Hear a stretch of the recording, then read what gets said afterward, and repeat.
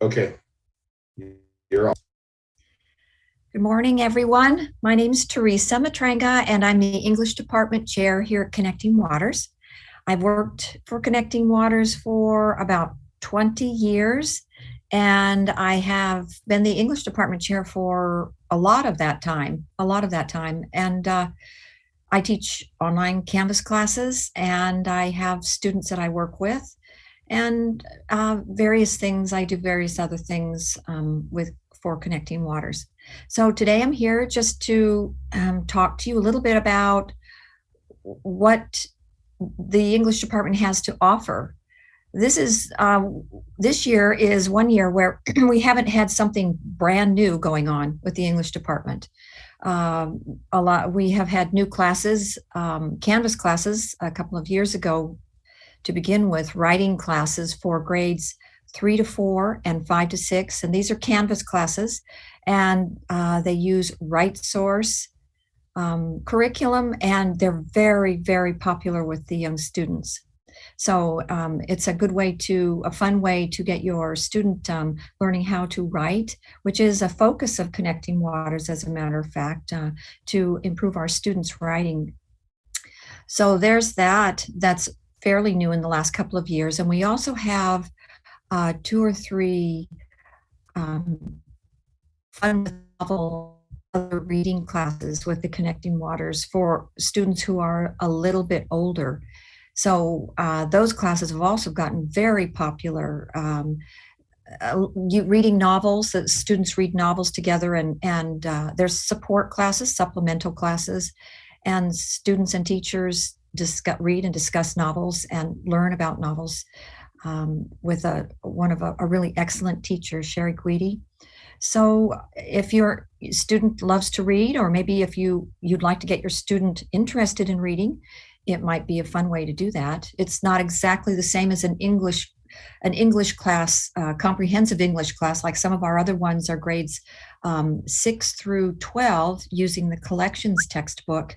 And those are comprehensive, meaning there's reading of a variety of genres: informational, narrative, poetry, plays, drama, and even videos, and analyzing, going a little deeper and analyzing the literary elements that go into writing those, giving students a deeper understanding of literature in that way. And also there's a lot of writing and reading, novel reading in those classes are a little bit more challenging, and they are comprehensive classes for high school, especially. Their grades 9 through 12 students will earn credits for those classes. Those are credit classes. And in grade 8, a student would earn a letter grade.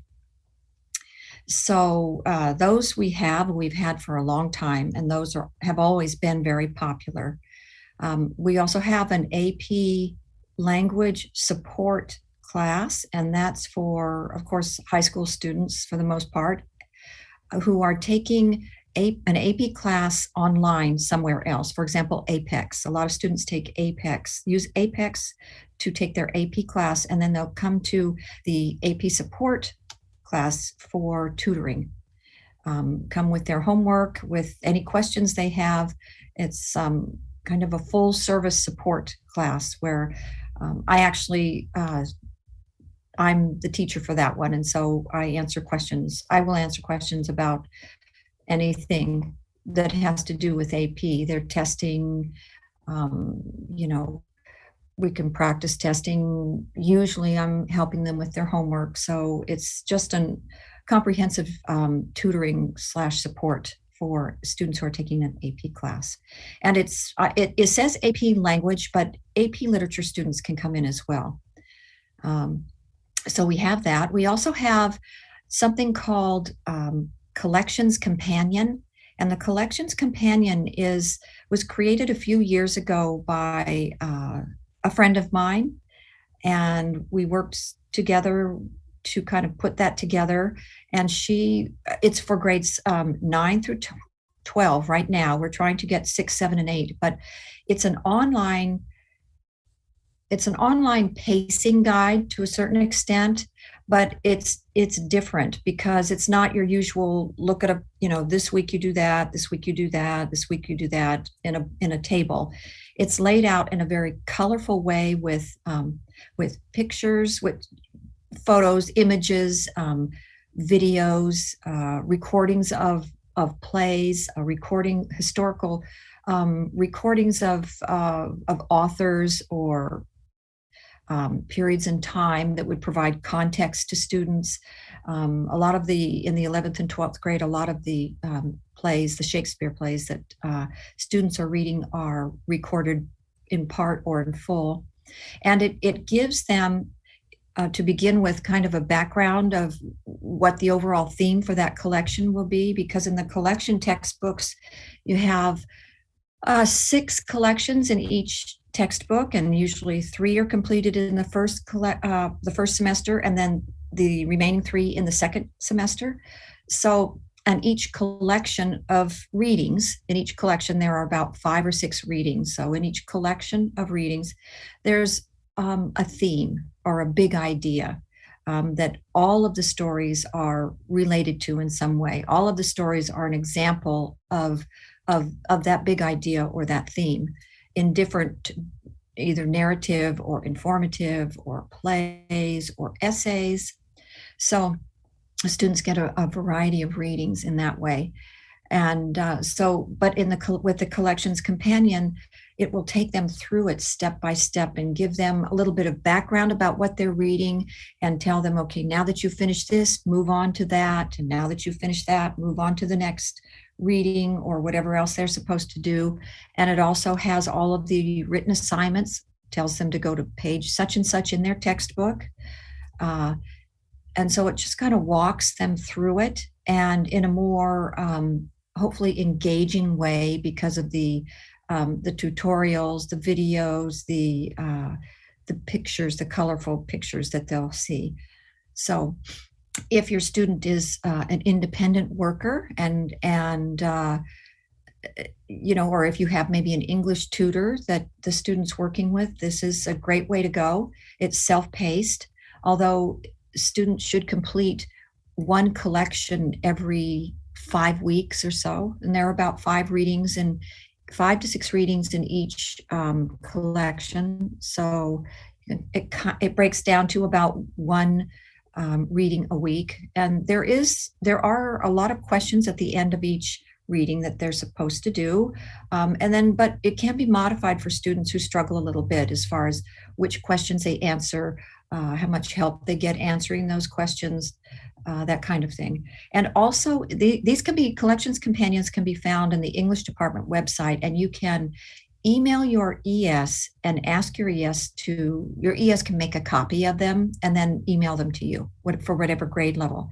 But in addition to that, for the student, also the collections companion has a parent overview as well, that your ES, it's separate from the students. It's a separate link, and the parent, your ES can make a copy of that and send that as well. And that gives you, from collections to collection, just a brief overview of what your student will be studying and what to expect, and also tells you how the questions have been modified, because the questions in the textbook that the students use, as you've probably noticed if you've homeschooled for a number of years, or even for a couple of years, they'll often say, turn to your classmate or discuss this in groups with your classmate, something like that, because textbooks are created for traditional school settings. So in the collections companion, the language has been changed in the questions to read. They're modified for homeschool students. So it won't say turn to your classmate. It'll say ask a relative or ask your parent to review this or something. That kind of language is replacing in a classroom type of language. So it's been modified for homeschool students, which is also nice. So there's that, and that again is for independent study students. It's self-paced, and it can be very helpful guide. And if you have any questions about using it, please don't hesitate to email me at Matranga at cwcharter.org.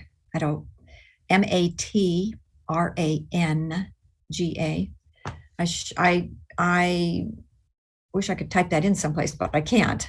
But ask your ES, and your ES can email me, or your ES can give you my email address. So I'm easy to get a hold of.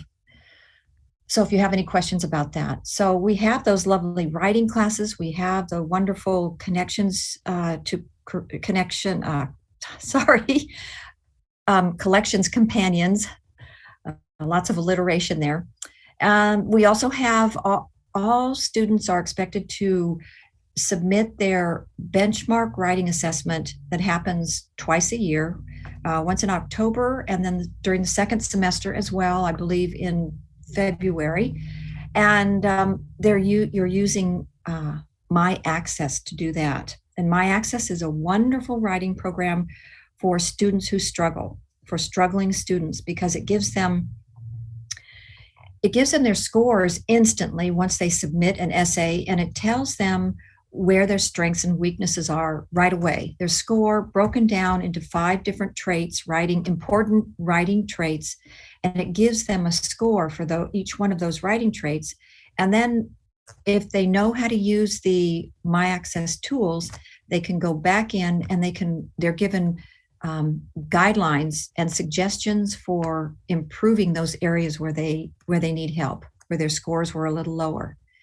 And then they can go back in, use those suggestions, rewrite the essay, submit it again for a score, and a lot of students will see their scores go up a little bit at a time, and they love it. They really, really love it. And it's also, it allows the students to work more independently. And all of the information for struggling students and learning how to write is right in My Access. So that's another area where if anyone's interested, please feel free to ask your email. I'm sorry, it's early in the morning. Ask your ES to email me or give you my email address. And I'd be happy to meet with anyone and walk you through it and show it to you a little bit. But before you do that, leads me to the next bit of information I wanted to give you. We have arranged with the My Access representatives to provide parent, student, ESs are welcome to, webinars, just online trainings, online like we are right now, to learn all about My Access, how your students use the tools, how to help them use the tools. So those webinars are beginning next week in September, and every time a new genre, it's time to work on a new genre, a new set of webinars for that particular genre will be released. And so this time in September, all the way through September, 2 times a week, each week in September, there will be trainings for parents/students. They're always at 9:00. They're always from 9 to 9:45. And the link is a Zoom link to get into it. It's always the same. You can, again, ask your ES to provide you with email a copy of the table that tells you all the times, the genres, the topics, and you can pick and choose what you want to attend. And that hopefully will give parents an idea, and students and ESs, if they'd like to attend, information about how to use those wonderful tools in My Access that will help students revise their writing, correcting sentence structure, correcting spelling, grammar, organization of the information in their essays, the structure, word choice. There are so many valuable, wonderful tools in My Access, but it does take a little bit of understanding how to use them. And it's not hard. And the representatives at My Access are very good at explaining to parents and students how to use it. And they will actually log in as a student and show you what it looks like when your student logs in, and where they write, and where the tools are, and how to use the tools. And also, as an added bonus, they will also talk about that particular genre, because I don't know, maybe not a lot of student or families or students, especially when they're younger, know the difference between informational and expository, narrative, persuasive, and literary. Those are different writing genres. So so you have to approach the writing in a different way, and there are different expectations for each one of those genres. And so the My Access representatives will explain that to parents and explain that to students. So that's really kind of something that's rather new. We started it last year and we're continuing it this year. And so the benchmark essays are required to be done in My Access, but also before each benchmark essay is due, and this one, the benchmark essay for this semester opens in October. But if you get the table, you can find out exactly when it opens, when it closes, and what the prompt is. And this year, this is new. This year, the prompts all have whatever information or research is needed or necessary to answer the prompt, to respond to the prompt, is there underneath the prompt. It's included in the prompt area. So students just need to scroll down and they will see all the research they need. They don't have to go outside somewhere else to find information in order to answer their prompts. And this is very similar to what they will find on testing, any kind of state testing that they have to do. Information will always be provided with the prompt. So that we did not provide last year, but this year we are. And there are also new this year are some descriptions of the prompts, and that might also be helpful for parents. So you might have an idea ahead of time of what the prompt will be. It isn't the exact prompt, but it's a bit of a description of the prompts to give you an idea. And again, check with your ES. Ask your ES to make a copy of the prompt of the parent webinars. And there's a table that the ESs can make a copy for and email you. They can also email you a copy of the descriptions, and also a copy of the table of when there are practice prompts that are available before each benchmark essay. And actually, even when we don't have to do a benchmark essay, when our students don't have to. So the practice prompts are occurring all year. The benchmark assessments are only at the beginning of each semester, towards the beginning of each semester. The practice prompts in My Access are all year long. They open and close all year long. And there's a table with all of that information in it that your ES can copy and email to you. So hopefully that will be helpful, and many of you can take time to look at it, or maybe attend at least one of the parent webinars to see if it's something that you can learn from and use to help your students' writing. So there's that, and that I think probably covers everything that's most important in my mind right now. And if I give another one of these webinars, I'll talk about other topics. We have a couple of, just briefly, I'll say this. We have a couple of clubs that were started last year, and one of them is a speech and debate club. It's open for grades 7 through 12. And then the creative writing club was created just at the end of last year, and that is open for grades 7 through 12 as well. And so those are starting up. Their meetings are starting in September. So you can email your ES about that. You can email me about that as well. So any information you need will be easy for you to get. Usually parents, it's the best to go through your ES first, and then your ES will ask me, or they can give you my email address. So I think that's it. So Erin, are there any questions? Not at this time.